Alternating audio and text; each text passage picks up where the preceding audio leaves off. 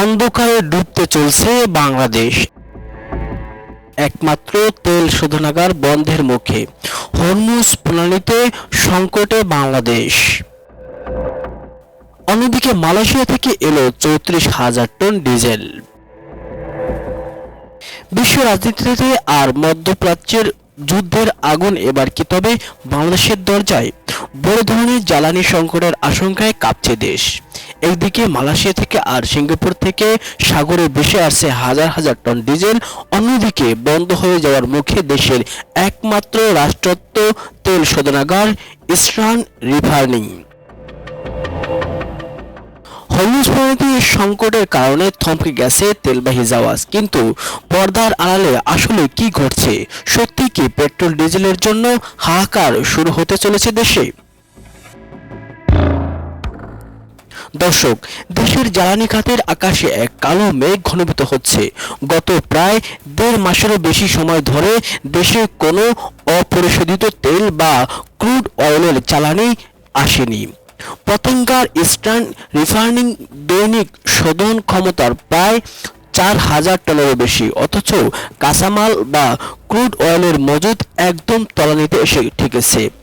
পরিস্থিতি সামাল দিতে বাংলাদেশ পেট্রোলিয়াম কর্পোরেশন বা বিপিসি এখন চরম দৌড়ঝাঁপ শুরু করেছে।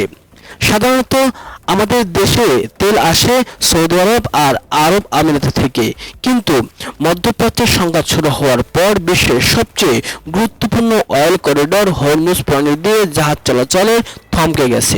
বিশ্বের প্রায় 20% জ্বালানি এই পথ দিয়ে পরিবহন করা হয়, আর এখানেই আটকে গেছে বাংলাদেশের তেল। তাহলে উপায় কি? বিপিসি এবার ঝুঁকেছে বিকল্প দিকে।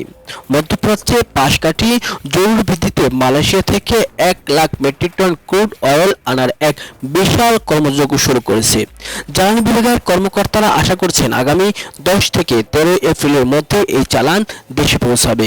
আর যদি এই সময়ের মধ্যে জাহাজ এসে না পৌঁছায়, তবে হয়তো সাময়িকভাবে নিভে যেতে পারে দেশের একমাত্র শোধনাগার আগুন। অবশ্য এর মধ্যে কিছুটা স্বস্তির খবর এনে এসেছে মালয়েশিয়া থেকে আসা সান গ্যাং ফাজিয়ান এবং সিঙ্গাপুর থেকে আসা ইয়ান জিংহে নামের 2টি বড় জাহাজ। এই 2 জাহাজে করে প্রায় 61,000 টনের বেশি পরিশোধিত তেলের দেশের উপকূলে এসে পৌঁছেছে।